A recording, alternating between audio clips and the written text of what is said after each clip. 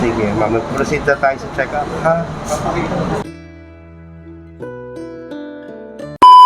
So ayun mga kababayan, no, wala po kayong alalahanin, wag po kayong mag-alala dahil itong bahay na tinitirahan natin nila per isa, sasabihin po sa inyo is pagmamay-ari po ni Daddy Frankie po ito, no? So wala kaming alalahanin sa kuryente, ilaw, tubig, tsaka rent ng bahay. Walang problema. So ang problema lang natin yung mga gagamitin talaga na pinoprovide kasi nga zero po ang lahat. Kaya let's go! Baka muli po mga kababayan, no, sa mga bago pa lang sa aking channel, kung napapanood nyo man ang video ito, sa mga hindi pa nakapag-follow sa ating YouTube channel, paki-subscribe po.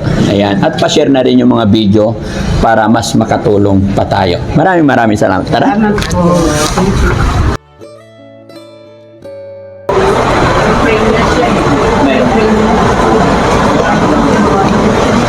Thank you. Sanjor. I like the other one. So, yan, the clear one. Di ba Daddy Frankie, bago ako magkasakit, doon sa photo natin doon sa vlog, I was wearing the same clear type. So I want people to remember. Kailangan ko na lang talaga pumuti ulit. And then, yun na po yun.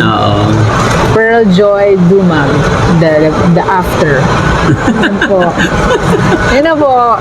Okay na po. Bigil yan. Yan. Salamat. Salamat po. Salamat po sa Ideal Vision. And kay Team Daddy Frankie.